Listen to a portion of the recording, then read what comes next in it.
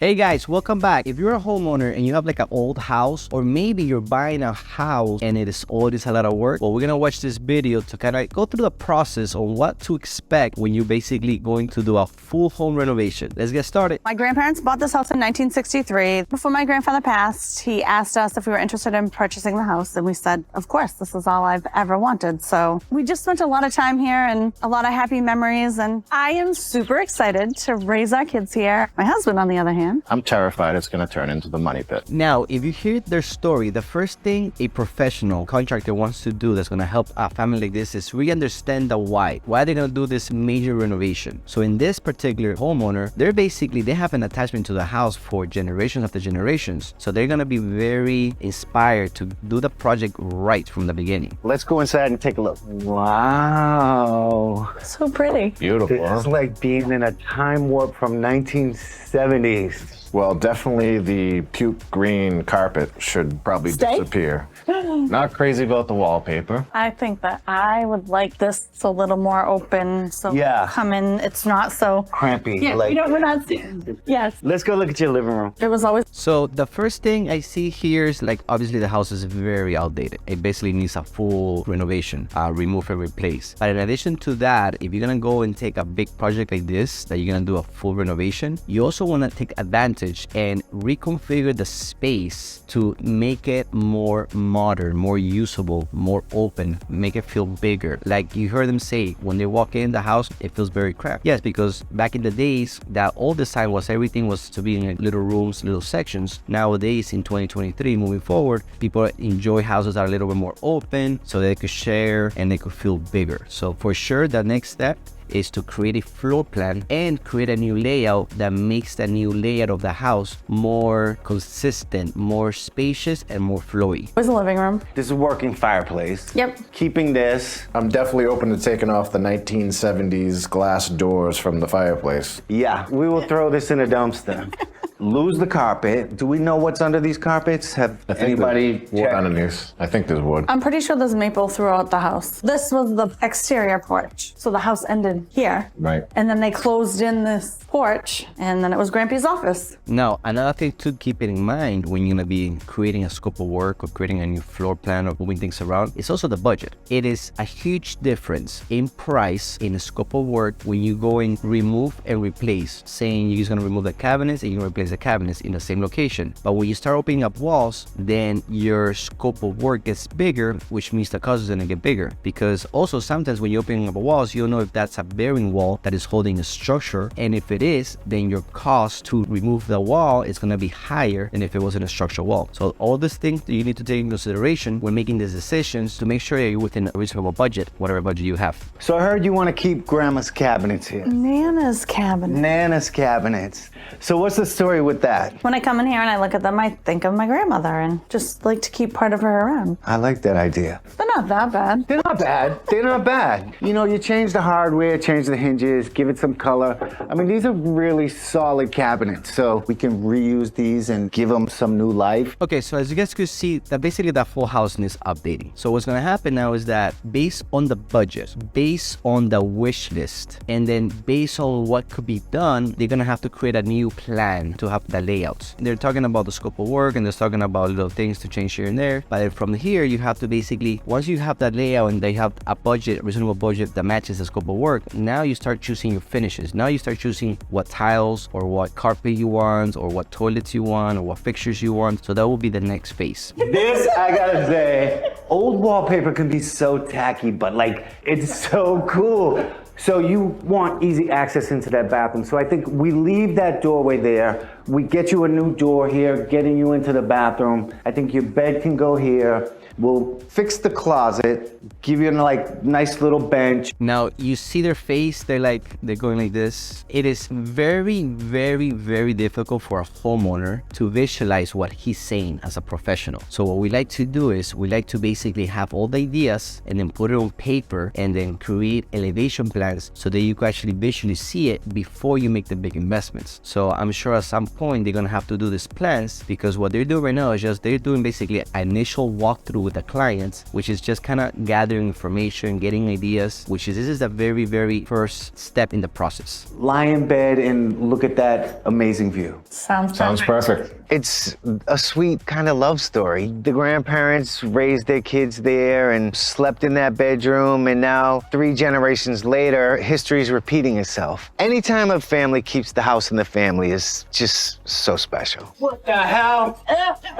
That's saying she hears squirrels in the attic. Okay, so obviously this is a Hgtv video, so they're missing a big part of the story. And the big part of the story is that once they finish the initial meeting and go over the ideas, they have to go through what's called a pre-construction phase. Now, if you don't go through this pre-construction phase and you do it right, what happens is that when you start construction, you're gonna have delays, you're gonna have mistakes, you're gonna have change orders that's eventually gonna cost more time and more money. So it is really important to focus on the pre-construction phase. And in this phase is if you're basically creating the plans, you're defining the scope of work, you're selecting the materials that you want, and you're selecting the people that are gonna be working on the job site. In this video, they basically went from the initial meeting to the construction. They miss a big part of it, obviously, because maybe they only have 10 minutes or 15 minutes in the video, so let's keep watching. I know the Madruga's budget is a big chunk of change, but it's so in need for an update. A typical gut job would be to go in there and just bash everything out. But since we're gonna reuse these cabinets, we're gonna just take our time and take it out piece by piece. Is it loose? Here you go. Look at that. Oh, it's not, it didn't stay through. Wow. No. Yeah. Now, a big thing that happens too, even when you do your pre-construction phase and you have most of it already planned and finalized, but after you do demo, you're gonna have to do like another stop and figure out what things did you miss from the scope of work. For example, if you're gonna remove a wall and the scope of work was remove drywall and remove framing, that's a scope of work that costs X amount of money. But now when you open up the wall and you have plumbing lines, you have electrical wires running through that, and that was not anticipated, that's gonna be additional work that you have to add to the scope of work, which means you should have on your budget a little bit extra money, because after demo, there's gonna be a lot of other things that pop up that nobody knew because they were behind the wall, so they were hitting. There was a lot of stains on those carpets. Fortunately, the rug pads in that house were good, and they kept the stains from going into the wood, so I think we're gonna be real good there.